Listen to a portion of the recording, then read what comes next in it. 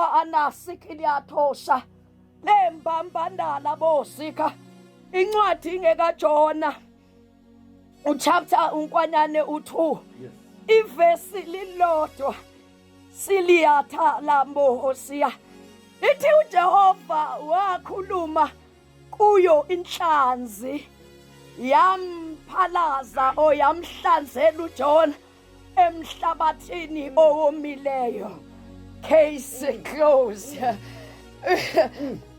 Mama Zambule nkwanyane uJona siyazi ukuthi uthunywe uNkulunkulu kodwa indoda mayibuka iassignment ibuka ilocation yangenwa amanzi emadolweni wayibona uJona engaqualify ukuya la uSimakade emthuma khona. Igama elithi Jona lisho ukuthi the dove and uNoah mefuna ukuhlola ukuthi emhlabeni sekunjani lithi iBhayibheli wadedela ijuba. So namanje uNkulunkulu ufuna ukuya eNiniva udedela ijuba lakhe linguJona kodwa uJona mebuka iassignment lithi iBhayibheli wathi wangena komunye umkhumbi kodwa ke ngoba icebo kaJehova lingevinjwe kwanyana ngizokhuluma nomuntu mina namhlanje elithi iBhayibheli uJehova akakhulumanga noJona kodwa lithi iBhayibheli wakhuluma nenhlanzi. Oh na ngiphinde uNkulunkulu enkwanyane uma ufa uLazaro uyangcwatshwa uJona usasibeletheni senhlanzi iy'nsuku ey'ntathu uLazaro usethuneni iy'nsuku eziwu4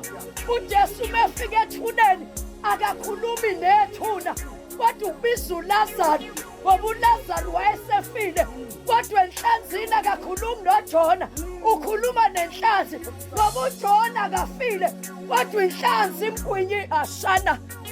iliphaya nekhama angazi 2026 ugwinywe yini kodwa uSimakade uzokhuluma nalento egwinyile hapa adosha lalela ibulalile. There is no digestion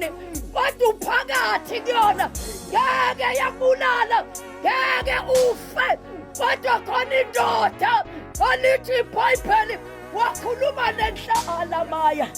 ezola babada capacity dependo ilimahando saya othi umuntu ngigwinywa yikweleti angisazi noma ngiyahola noma ngihola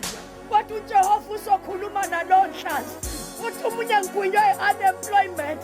mina ngizothi uSimakade akakhulumanga noJona lithi iBhayibheli yamphalaza othi umuntu ngisayimpini ngizwe izimpi zakho namhlanje ziba nenozia sifuna ukuphalaza ngizwe izimpi zakho ziba restless siyaphalaza ngibona abathakathi beba restless bayaphalaza ngibona ihunge bamba abantwana bakho namhlanje uSimakade ukhuluma nayo yaphalaza one phela dikhiyano saya akafikanga kalula uJona naye sethunywa khona kodwa lithi iBhayibheli inhlanzi yona yamphalaza emhlabathini owomileyo lithi uzophuma la ukhona lithi uzodlula la ushayeke khona lithi la ukhala khona uJehova uzokhuluma hayi nawe wathi uzokhuluma nalaso simo uzokhuluma nalawo divorce uzokhuluma nalawo hlupheko awuzokhuluma nalazo nyembe akusani ngiyathandaza kwanyana ngithunywe kulabo bantu.